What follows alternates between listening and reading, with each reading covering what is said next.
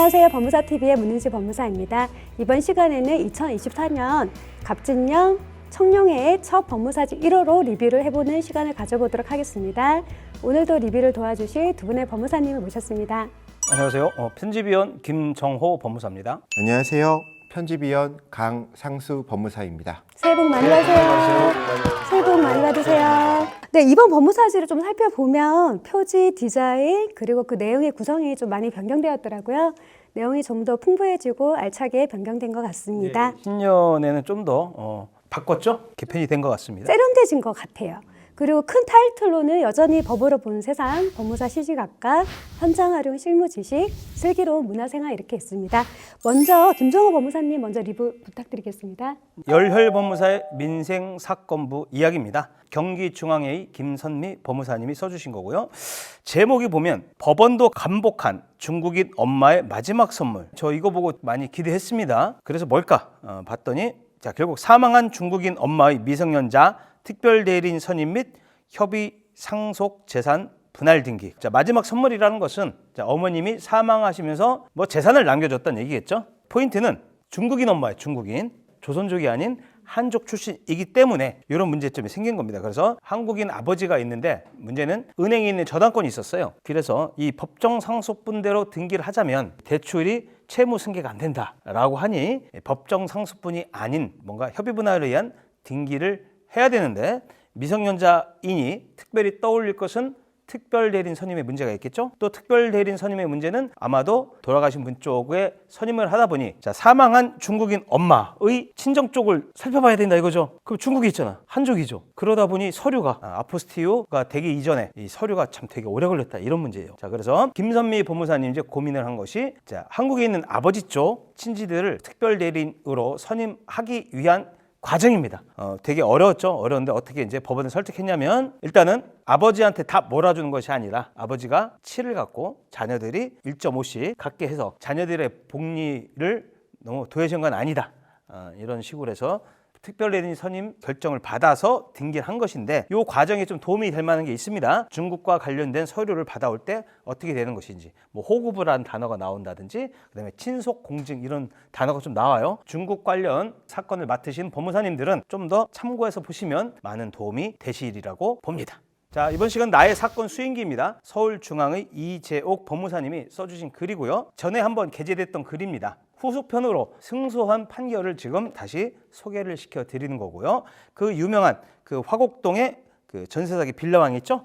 그 사건 피해자가 저희 의뢰인이었습니다. 결국은 임차인이 임대인을 상대로 임차보증금 반환 청구 소송을 제기해야 되는데 그 전 소유자를 상대로 승소했었던 얘기입니다. 이 내용을 보시면 소송의 본안에 우리 법무사님이 직접 참가하셔서 방청객으로 들어가셨다가 손을 들고 한마디 하시고 그 다음에 증인신문 신청까지 한번 요청했던 사건이고요. 판결 선고일 3일 전에 참고서면을 냈는데 사실은 변론이 종결되고 난 이후에 참고서면을 내더라도 법원에서 이것을 거의 참작하지 아니할 것인데 이것이 참작되었던 것인지 또는 그 전에 이미 판사의 심중이 굳혀져 있었던 것인지는 모르겠으나 전 소유자를 상대로 그 임차보증금 반환 청구 소송 이게 주의적 예비적으로는 청구 취지를 변경했지만 손해배상 불법행위란 손해배상 청구 소송을 제기했습니다. 그래서 무엇으로 승소를 했는지 모르겠으나 제가 볼 때는 아무래도 주의적 청구 같아 보여요. 그런 말씀은 없었지만 그래서 이 내용도 조금 찾아보시면 제가 설명은 다 못 드리겠지만 매우 도움이 될 사건이라고 봅니다. 다음은 강상수 법무사님 말씀 부탁드리겠습니다. 이번에 이슈와 쟁점 코너에서는 유승웅 법무사님께서 대전 세종 충남의 소속이신데 사인 증여를 사문화시키는 부동산 등기 선례 개정되어야 한다는 제목으로 글을 기고해 주셨습니다. 이미 한국은 초고령화 사회에 진입했습니다. 이에 따라 상속, 증여가 활발히 이루어지고 있고 후손에게도 또는 후손 외의 제3자에게도 자기 재산을 물려주고 싶은 생각은 뭐 인간이면 누구나 가질 수 있는 거고 그 뜻은 자기 결정권의 존중 그리고 자기가 사후에도 자기 결정이 그대로 시현되어지기를 바라는데 문제는 이런 방법들이 증여, 유언 공증, 유언 대용 신탁, 합유 등기, 사인 증여로 이루어지고 있는데 2021년 4월 19일 제정된 부동산 등기 선례가 실무상 어려움을 가중시켜서 사인 증여의 사문화를 촉발시키고 있다라고 말씀해주고 계십니다. 사인 증여, 증여자와 수증자 그리고 사인 증여 집행자가 도장을 찍고 계약을 하면 이 계약서를 가지고 가등기도 할 수 있고 증여세의 과도한 세금도 회피할 수 있고 철회도 가능한 부분들, 장점들이 많은데 이 등기 선례 제정 이후에 사인 증여 계약이 체결된 이후 집행자가 지정되었을 경우 성인 유인이 필요한 공증을 받거나 가정법원의 검인을 받게 하고 있고 사인증여 집행자가 지정되지 않았을 경우에는 상속인 과반승의 동의서 및 인감증명을 첨부하고 있는데 이는 증여자의 의사결정권, 자기결정권에도 반하고 그리고 사후에 분쟁을 가속화시키고 단독행위인 유언공증에 비해서 더 어렵게 만드는 문제를 발생시키고 있다고 말씀하고 계시면서 사인 증여 계약을 통한 가등기를 했을 경우 등기관이 증여자, 수증자, 사인 증여 집행자의 인감 도장, 서류 요건 등을 확인했기 때문에 사인 증여가 사후에 집행될 때 그 집행자에 의해서 본등기가 가능하도록 등기 선례를 개정해야 될 필요성이 있다고 말씀해주고 계십니다. 상속, 증여를 어떻게 하면 더 활발하게 많은 국민들이 이용할 수 있을지 다양한 방법에서 논의가 필요하시다고 제언해주고 계십니다. 네, 다음은 법무사가 사는 법 말씀 부탁드리겠습니다. 2024년 1월호의 첫 주인공은 대전, 세종, 충남의 최동혁 법무사님이십니다. 우리 최동혁 법무사님은 아버님의 유언을 지키기 위해 소방관에서 법무사로 변신하신 법무사님이십니다. 이 법무사님은 소방관으로 근무하시고 계시던 2018년 아버님께서 돌아가시게 되셨는데 아버님께서 어렸을 때부터 우리 아들이 법조인이 되시길 희망하셨고 법조인이 되었으면 좋겠다는 말을 자주 해오셨는데 아버님이 돌아가시자 아버님의 그 뜻을 유언으로 받아들이고 그 유지를 받들기 위해서 소방관으로 근무하다 보면 3조 2교대 주야를 번갈아 가면서 근무하고 있는데 일을 그만두지 않고 죽을 듯이 열심히 공부해서 작년 법무사 시험에 합격하시고 올해 7월에 법무사로 개업하신 새내기 법무사님이십니다. 제가 이 인터뷰 글을 봤는데 처음에는 소방관, 법무사 이 접점을 찾기가 쉽지 않았는데 이 법무사님께서 이렇게 얘기해 주신 게 있어요. 소방관이나 법무사나 다른 사람을 돕는 직업이라 만족한다. 여기서 제가 한 방 얻어맞은 것 같고 큰 깨달음을 얻었는데 우리 법무사님께서는 새내기 법무사, 7개월 차 법무사님이신데 이미 법무사 직업의 맛을 알아버렸다고 하십니다. 소방관 할 때도 다른 사람들을 도와주는 일을 했는데 소방관을 그만두고 법무사로 활동하면서 주위에 이렇게 어려움을 겪는 분들이 많다는 걸 처음 알게 됐고 이 어려움을 겪는 분들을 도와주면서 시야도 넓어지고 자기의 큰 보람을 느끼고 있다 또 설명해주고 계십니다. 우리 이경록 법무사님께서 인터뷰하시면서 새해 소망이 있는지 물어오셨는데 우리 최동혁 법무사님께서는 멋진 법무사가 되는 게 새해 소망이라고 얘기해 주셨습니다. 그래서 멋진 법무사가 뭐냐? 법무사로서 경험, 연륜을 쌓은 법무사가 멋진 법무사라고 얘기해주고 계시는데 우리 최동혁 법무사님은 이경록 법무사님뿐만 아니라 다른 많은 법무사님이 훌륭한 멋진 법무사가 될 거라고 생각되어집니다. 네, 다음은 슬기로운 문화생활 말씀드리겠습니다. 슬기로운 문화생활 안에는 미경유람, 오뚜기 멘탈관리법, 유사삼 인지언문, 명문장으로 읽는 책 한 권, 음악이 들리는 그림 이야기 이렇게 나눠져 있는데요. 이번 시간에는 명문장으로 읽는 책 한 권 이 파트를 좀 소개를 해드리겠습니다. 2023년 노벨 문학상을 수상한 요온 포세의 아침 그리고 저녁이라는 책입니다. 요온 포세의 아침 그리고 저녁은 평범한 일상에서 삶과 죽음의 의미를 한번 돌아보게 되는데요. 어느 소설과는 달리 큰 사건도 위대한 인물도 나타나지 않습니다. 돈, 명예, 권력, 사랑과의 다툼도 없는 무공의 무자극 소설이라고 할 수 있습니다. 이 소설의 내용을 좀 살펴보면 주인공은 그 요한네스예요. 요한네스는 잠자다가 예고도 없이 세상을 떠나버린 그의 아내 에르나를 생각하게 되는데요. 그러면서 오랜만에 창고를 열어봅니다. 그 안에는 에르나가 생전에 쓰던 빨래통이 여전히 남아있는 모습을 보게 됩니다. 그러면서 요한네스는 이렇게 얘기를 하는데요. 사람은 가고 사물은 남는다. 남겨진 빨래통을 보면서 아내의 흔적을 발견하면서 삶의 존재에 대해서 생각을 해봅니다. 사람이 사물을 영원히 소유할 것 같이 일상을 생활하지만 사실은 남는 것은 사물이고 사람은 흔적도 없이 사라지게 됩니다. 그의 말처럼 인생은 이런 것 같습니다. 남겨진 사물, 풍경 속에서 흔적으로만 남아있다가 서서히 아무것도 아닌 것이 되어 결국에는 왔던 곳으로 돌아가는 게 인생이 아닐까 이렇게 생각이 됩니다. 이 책은 삶과 죽음에 대해서 덤덤히 다시 한번 생각해보는 소설인 것 같습니다. 네, 다음은 실무에 활용하는 대법원 판례 말씀 부탁드리겠습니다.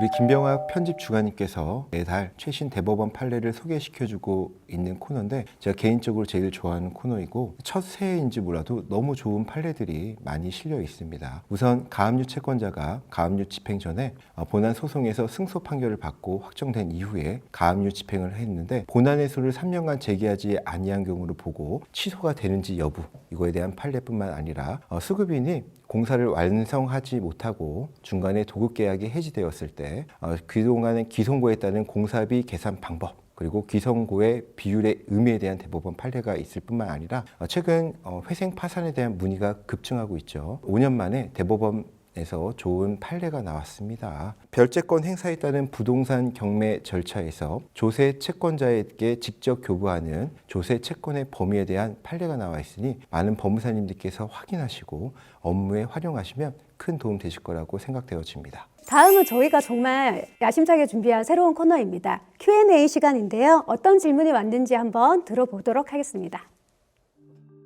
저는 한국인 아버지와 베트남 출신 어머니 사이에서 태어났고 제 밑으로 여동생 2명이 있습니다. 부모님은 아버지의 지병과 경제적 무능력으로 매일같이 다투다 이혼했고 이후 단독 친권자로 지정된 아버지와 우리 남매는 할머니 집에서 함께 살고 있습니다. 현재 저는 대학교 2학년, 큰 여동생은 고등학교 1학년, 작은 여동생은 중학교 2학년인데 얼마 전 아버지가 극단적 선택으로 사망하였습니다. 그런데 아버지의 장례식 날 아버지의 친구라는 사람이 찾아와 아버지한테 빌려준 돈이 있는데 어떻게 할 거냐고 협박하듯 다그치는 일이 있었고 장례식을 마치자 아버지가 돈을 빌린 여러 채권자로부터 채권 추심 통지서가 날아왔습니다. 이 문제에 대해 친모는 자신은 이미 이혼했으므로 관여하고 싶지 않다며 알아서 하라고 합니다. 이런 문제는 어떻게 해결해야 하는지요? 네, 사연을 참 잘 들었습니다. 강상수 법무사님, 이런 경우에 어떻게 해결하면 좋을까요? 아버님이 돌아가신 상황에서 많이 혼란스럽고 어려운데 아버님의 채무로 인해서 채권자들이 독촉까지 해오는 상황이라 더욱더 안타깝습니다. 우선 채무가 확인되었으니까 질문자는 성년이시니까 사망신고와 동시에 안심상속 원스톱 서비스를 이용하셔가지고 추가 채무가 있는지 확인하신 이후에 상속 포기, 상속 한정 승인을 진행하시면 됩니다. 다만 여동생 2명이 좀 걱정되는데요. 보통 미성년자가 있는 경우 법정 대리인이 친권자 부모입니다. 보통 공동으로 친권을 행사하고 이 공동은 의사공동을 얘기하는데 경제적 불화로 이혼하게 되고 아버님께서 단독으로 친권을 행사하셨던 것 같습니다. 다만 단독 친권을 행사한 분이 돌아가시면 어머니의 친권이 당연히 부활하는 게 아니라 어머니께서 사망을 한 날로부터 1개월, 사망한 날로 6개월 내에 친권자 지정 신고를 해야 되는데 좀 나몰라라 하시는 것 같습니다. 이럴 경우에는 어머니 또는 미성년자, 미성년자의 친족, 이해관계인 검사 등의 청구로 인해서 성년 후견인 선임 신청을 하셔야 되고 조모가 있다고 들었는데 조모를 성년 후견인으로 하여서 이 성년 후견인을 신청한 이후에 조모를 통해서 한정 승인, 상속 포기 절차를 진행하시는 게 한 방법이 될 것 같습니다. 또 작년에 법이 개정된 부분이 있습니다. 상속 포기, 한정 승인, 미성년자 자녀는 법정 대리인이 없이 법률 행위를 할 수가 없습니다. 과거 우리 공부할 때 생각나시는지 모르겠지만 단처형 근대 유무라고 단순히 권리만 얻거나 의무만 면하는 행위 아닌 이상은 상속 포기, 한정 승인을 할 수가 없었는데요. 부모님이 같이 살지 않거나 법정 대리인이 연락이 되지 않거나 어떤 사유로 이 법률 지식의 부재로 한정 승인, 상속 포기를 못했을 경우 단순 승인이 의제되었었는데 2022년 12월에 민법이 개정됨으로써 성년이 된 후에 안날로부터 3개월 내에 한정 승인하면 되는 것으로 바뀐 부분도 있으니까 이 점 참조하시고 시간이 촉박한 만큼 미성년 후견인 선임 신청할 때 어머니한테 동의서, 인감증명서 첨부하고 미성년 2 여동생의 자필 확인서를 첨부하시면 미성년 후견 절차 진행에 신속하고 간이하게 진행이 될 것 같습니다. 예, 다음은 내가 만난 법무사 말씀 부탁드리겠습니다. 자, 이번에는 내가 만난 법무사 코너입니다. 경기중앙회의 나재찬 법무사님. 자, 이 글은 의뢰인이 직접 협회에 고맙다는 의미의 글을 써서 저희들이 소개해 드린 겁니다. 가명은 명우식 님이고요. 자, 이분은 건축 자재 등의 판매 시공업을 하고 있는 분인데 건축주와 그 시공사로부터 자재 납품과 설치 시공을 도급을 받았으나 시공비는 건축주가 시공사와 연대하여 지급해 주기로 약정을 하고 일을 시작하였는데 결국은 건축주가 나 배째라 돈을 못 주겠다. 그리고 이상한 논리를 내세워서 나는 돈을 지급할 의무가 없다고 하는데 시공사는 지급 능력이 약합니다. 그래서 건축주를 상대로 하여 돈을 받아야 되는데 이 부분에 대해서 의뢰인은 되게 고민을 했던 겁니다. 그래서 나재찬 법무사님을 찾아가서 이 부분을 의뢰하고 그 상대방은 또 변호사가 출동하였으나 나재찬 법무사님의 꼼꼼한 준비 서면 답변서 덕에 결국 승소해서 집행권고까지 받아서 예금 등의 채권의 압류까지 들어가서 돈을 받아내었다는 얘기이면서 고맙다는 말씀을 전달해준 글이었습니다. 네, 지금까지 법무사지 1호로 리뷰를 해보았습니다. 2024년 용의 기운을 받아서 뜻하시는 모든 바 이루시기를 바라겠습니다. 지금까지 법무사TV의 문은지 김정호 강상수 법무사였습니다. 감사합니다.